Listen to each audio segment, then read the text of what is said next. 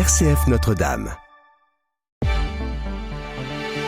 Bonjour à tous, très bon réveil et très bonne reprise. Place à votre édition locale en Champagne en ce lundi 4 mai. Dans ce journal ce matin, direction le sanctuaire de l'Épine au cœur du pèlerinage diocésain vécu hier. Une journée marquée par la prière, la marche et la fraternité placée sous le thème « Avec Marie, Reine des Martyrs », tous appelés à témoigner. Reportage dans un instant. Mais tout d'abord un point rapide sur votre météo. Près de chez vous en Champagne, un temps instable, nuageux, pluvieux et même venteux. Soyez très vigilants. Alors venteux allant jusqu'à 30-35 km/h venant du sud. Côté ciel, vous l'avez compris, un ciel instable avec de la pluie sur l'ensemble de la journée. Avec des températures plutôt douces, notamment ce matin. Elles sont comprises entre 12 et 13 degrés au lever du jour et jusqu'à 16 degrés seulement pour cet après-midi. RCF Cœur de Champagne, le journal Christopher Fausten. Il est 8h ce dimanche 3 mai. Les pèlerins du diocèse de Châlons se retrouvent à l'église Saint-Mimi autour du tombeau du premier évêque. Point de départ d'une journée de marche et de foi en direction de la basilique Notre-Dame de l'Épine.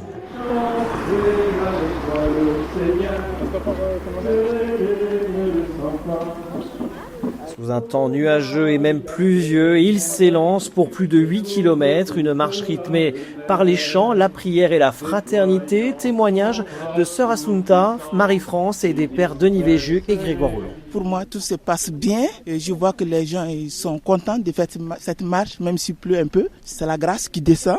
La pluie n'a pas été trop méchante. Voilà, on est entouré de jeunes, de scouts. Bon, nous, on est un petit peu, les plus âgés, mais on n'est pas les seuls, je crois, de notre génération. Donc, on est très contents de marcher vers l'Épine. De faire cette marche par les beaux sentiers, par la forêt, le bois de Bouchet. Un beau moment de ferveur et de foi, de confiance, de joie dans le Seigneur. On n'a même pas vu la pluie. Pèlerinage pluvieux, pèlerinage heureux, puisque je disais c'est beaucoup moins fatigant de marcher sous la pluie.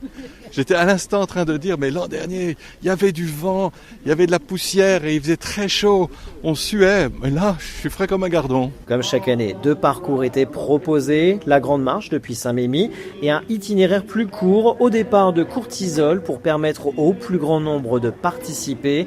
Placé sous le thème « Avec Marie, Reine des Martyrs », tous appelés à témoigner. Cette édition rend un hommage particulier aux 50 martyrs de l'apostolat, béatifiés en décembre dernier à Notre-Dame de Paris. Parmi eux, 3 figures marnaises, Camille Millet, Henri Euzenin et Maurice Rondeau. 3 parcours, 3 témoignages de foi qui résonnent encore aujourd'hui. Nous sommes contents de marcher à la suite de Marie, mère aussi des martyrs, qu'elle a connu son fils qui a vécu. Et aujourd'hui encore, plein de chrétiens ils marchent dans la foi et n'ont pas peur des difficultés, de la souffrance pour annoncer Jésus. Et cette force aussi est en nous et en faisant cette marche-là. C'est une belle thématique, là, des beaux exemples pour nous, pour la jeunesse et puis pour des jeunes qui ont tout donné avec un zèle qui me stimule. En particulier, comme prêtre, la Camille Rondeau, là, il y a une parole que je retiens, ne soyez pas des étés noirs d'enthousiasme. Voilà, gardons l'enthousiasme et ne sont pas pollués par des idées qui nous mettraient la tête sous l'eau là, non ? Quelques minutes après leur arrivée à l'Épine, l'évêque de Châlons, Monseigneur Franck Javary, procède au couronnement de la Vierge Marie. La statue rejoint ensuite la basilique Notre-Dame de l'Épine dans un climat de prière et de recueillement.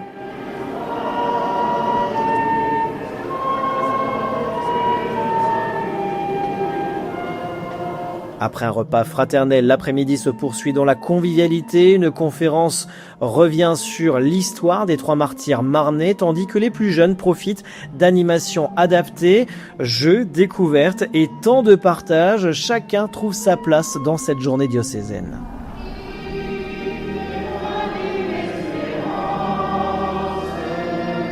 Il est 16h, la journée s'achève par l'Eucharistie, célébrée dans la basilique de l'Épine, une célébration marquée aussi par Plusieurs annonces importantes pour la vie du diocèse. Après 9 années comme vicaire général et administrateur, le père Denis Véju met fin à sa mission. L'évêque a salué son engagement et annonce la nomination du père Grégoire Roulon comme nouveau vicaire général à compter du 1er septembre. Dans les territoires, plusieurs réorganisations sont actées pour le 1er septembre également. Dans l'espace missionnaire de la Brie, le père Pascal Tindano devient doyen et modérateur de l'équipe sacerdotale, rejoint par le père Marc Aymar. Du côté de Champagne Nord, un nouvel espace missionnaire verra le jour au 1er septembre, rassemblant 4 paroisses. Le père Dominique Lay en assurera la responsabilité, épaulé notamment par le père Jean-Baptiste Vu. À Châlons et Champagne Sud, une nouvelle organisation se met également en place avec l'intégration de 2 paroisses supplémentaires, dont Geoffroy Boinust est nommé doyen, entouré de plusieurs prêtres, dont Don Philippe de Norbécourt et Don Lucas Klinger et le père Gaspard Commissaire.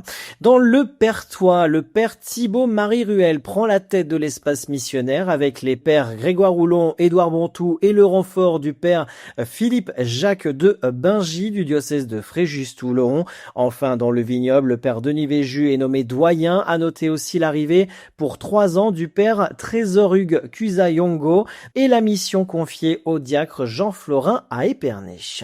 Autre nomination importante, Dominique Joly qui devient délégué diocésaine pour la pastorale de la santé.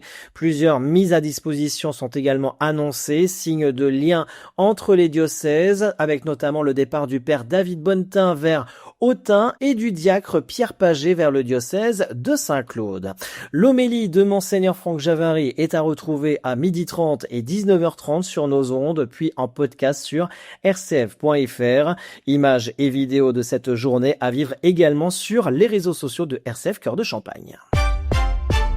Avant de nous quitter, un point sur l'actualité près de chez vous. En Haute-Marne, mobilisation générale autour d'Alméa. Malgré de fortes difficultés financières, les acteurs locaux rassurent. Le site Alméa 52 ne fermera pas. Réunis le 30 avril dernier à Chaumont, élus et partenaires confirment le maintien des examens et de la rentrée 2026 à Saint-Dizier et Chaumont. Objectif, sécuriser le parcours des apprentis et relancer le recrutement. En parallèle, une restructuration est engagée. Mutualisation des moyens, recentrage des formations et coopération renforcée avec les filières professionnelles. De plus, un soutien financier est attendu d'ici l'été pour assurer l'avenir de l'apprentissage sur le territoire haut-marnais. En Grand Est, vigilance autour de la rougeole. Plusieurs chaînes de transmission ont été identifiées ces dernières semaines, même si le nombre de cas reste stable par rapport à l'an dernier. L'Agence régionale de santé Grand Est appelle la population à la prudence. Vérifiez votre carnet de vaccination et mettez-le à jour si nécessaire. Objectif, limiter la circulation du virus et éviter de nouveaux foyers épidémiques. Et on termine avec la Marne. Un exercice de sécurité civile aura lieu ce mardi 5 mai. La préfecture de la Marne organise une simulation d'accident impliquant un poids lourd transportant des matières dangereuses entre Épernay, Auvillers, Dizy et Magenta.